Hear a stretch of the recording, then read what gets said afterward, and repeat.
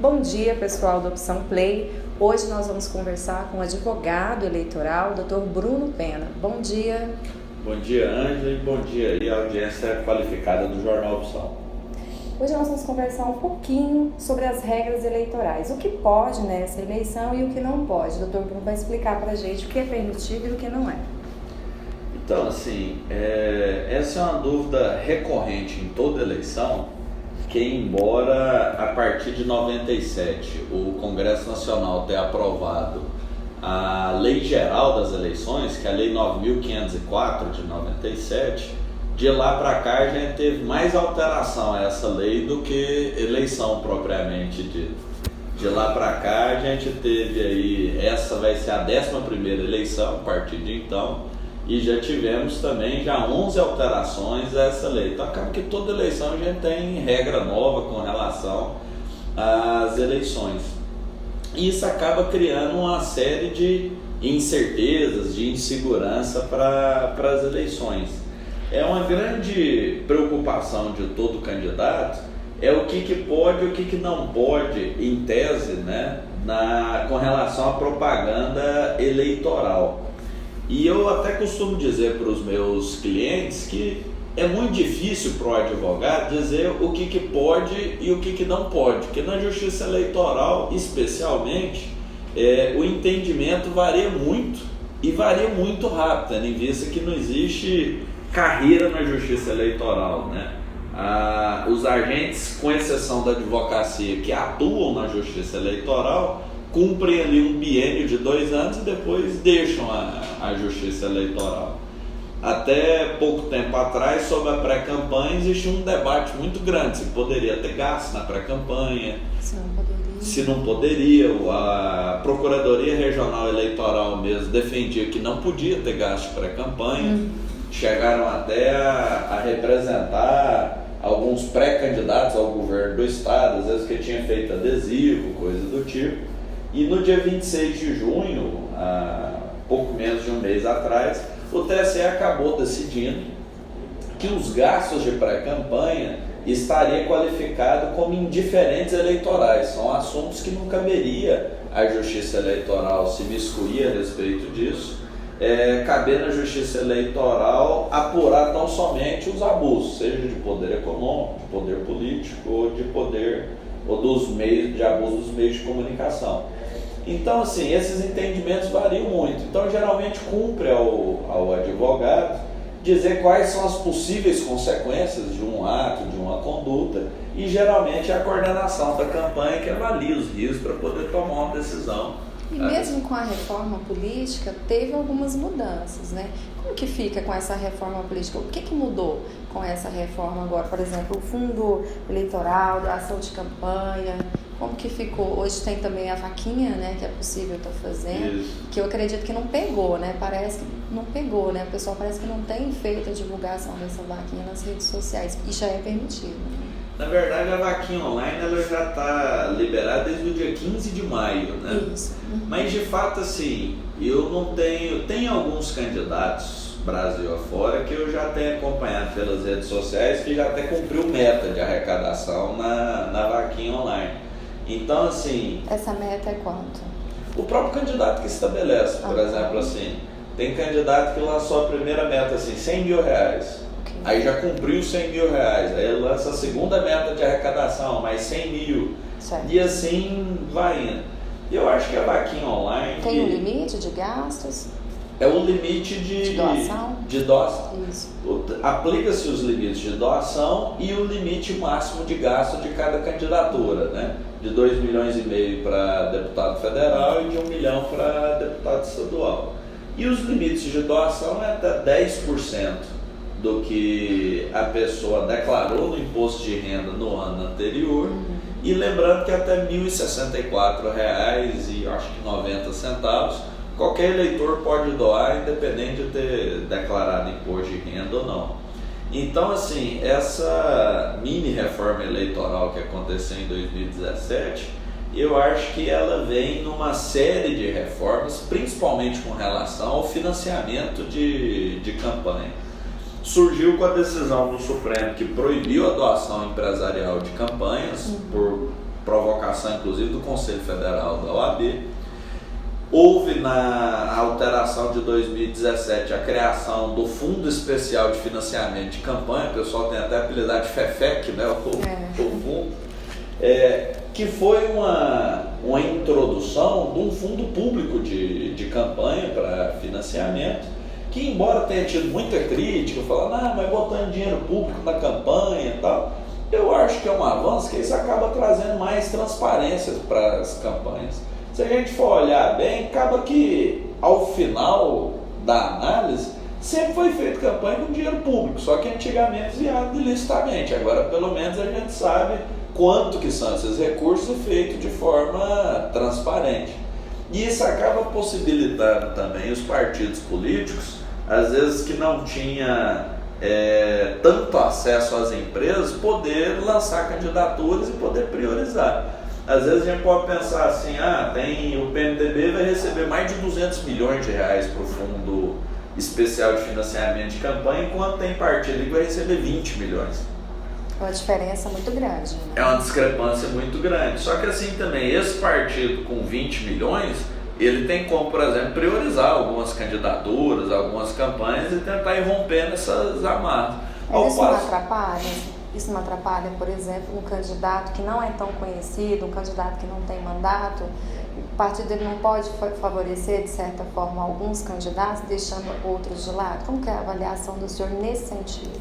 Acaba, e é justamente isso que acaba acontecendo, porque assim, do ponto de vista estratégico, se o partido, por exemplo, que tem, 800 candidatos a deputado federal no Brasil inteiro, e ele pega o fundo eleitoral dele e divide igualitariamente entre esses 800 candidatos, muito provavelmente a quantia de recursos vai chegar para cada candidato não eleja ninguém. Ao passo que se ele pegar e escolher assim 10, esses 10 têm melhores condições de disputar um mandato de deputado federal, e investir a quantidade necessária de recursos desses candidatos, talvez ele possa ter um resultado melhor. Lembrando que agora com a cláusula de barreira também, voto para deputado federal é questão de sobrevivência dos partidos políticos. Então assim, eles também não vão concentrar recursos numa só candidatura, porque precisam ter votação em 9 estados diferentes e tudo mais, para poder atingir a cláusula de barreira, né? Então acho que muito dificilmente um partido vai concentrar todo o recurso numa só candidatura, lembrando que por decisão do TSE também 1/3 tem que ser destinado a candidaturas femininas.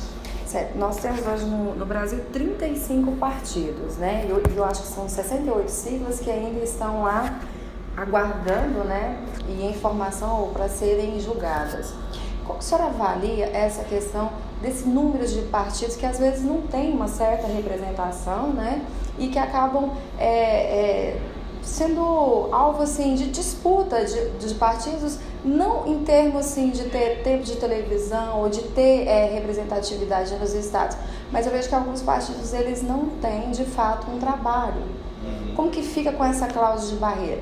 Quais são as novas medidas que esses partidos terão que tomar diante dessa cláusula de barreira? Assim, a cláusula de barreira, ou de desempenho, como alguns chamam, ela veio justamente para continuamente averiguar ou auferir o apoiamento da população aos partidos. Antigamente, você só verificava isso na criação do partido. Teve um número de apoiamento necessário, criava-se o partido. Agora, com a cláusula de desempenho, toda eleição você vai verificando aquele apoiamento aos partidos políticos. E eu, particularmente, sou um defensor que a última instância de decisão e avaliação do processo político de um país tem que ser o eleitor. Muito embora, para mim que sou advogado, essa burocracia das eleições é salutar, eu vivo disso, ganho dinheiro com isso, mas enquanto cidadão para a democracia, não me parece razoável que a justiça eleitoral tenha o poder ou a capacidade de decidir quem pode e quem não pode ser candidato, se o partido deve ou não deve continuar, esse tipo de situação. Eu acho que o eleitor tem que parar de ser tutelado e começar a arcar com as próprias consequências das suas decisões. Então, assim, votou mal, é 4 anos passando aperto. Votou bem, vai ter 4 anos de sucesso, de prosperidade no país. Para que o eleitor comece a ter intimidade com o voto. Se a gente for olhar a história do Brasil, da proclamação da República para cá, o maior período democrático sem interrupção que a gente teve no país foi de 36 anos apenas. Agora a gente está completando 30 anos, vamos dizer assim, de democracia ininterrupta. Então eu acho que essas medidas desacostumam o eleitor com o processo democrático. Certo. Vamos mudar um pouquinho de assunto, vamos falar um pouquinho do fake news, que tem ocorrido não só em Goiás, mas no Brasil todo.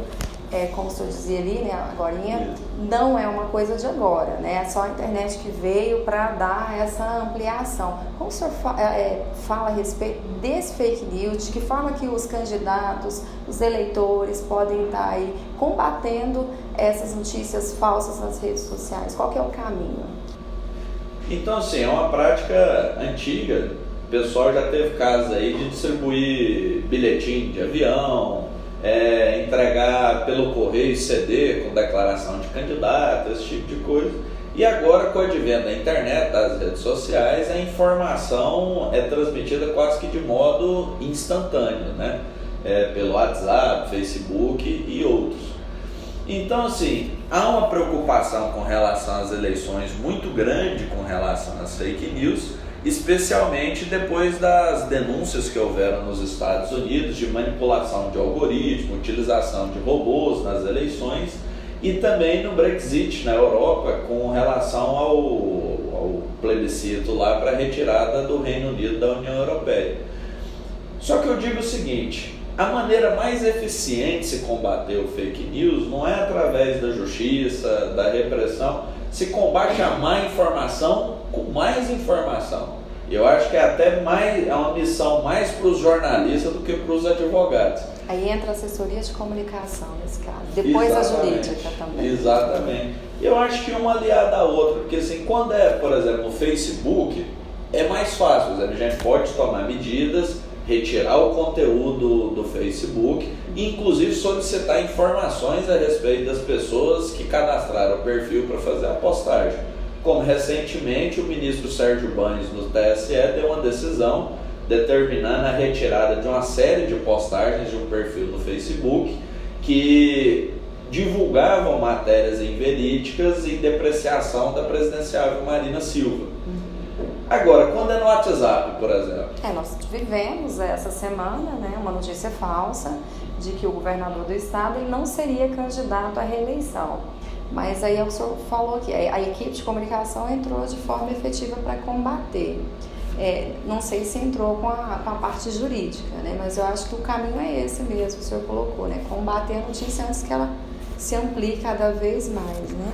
Nós vamos encerrar aqui falando de um assunto que veio para nós através das redes sociais, a questão da candidatura do ex-presidente Lula. A dúvida é, ele está preso, mesmo preso, ele pode ser candidato? Se puder ser candidato, ele pode assumir a presidência caso ele seja eleito? Como que fica essa situação? Pode. A questão do ex-presidente Lula é a seguinte.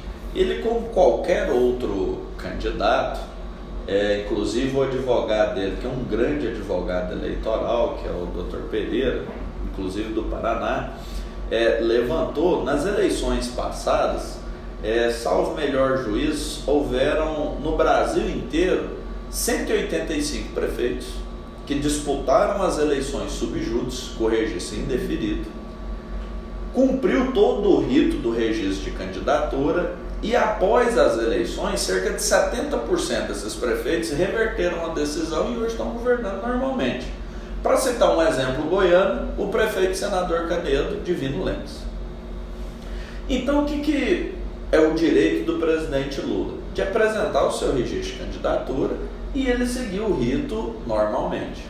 Até que seja indefinitivo o registro de candidatura do presidente Lula, pela lei eleitoral, ele tem o direito de praticar todos os atos de campanha, inclusive na propaganda eleitoral gratuita, na televisão e no rádio, como qualquer outro candidato.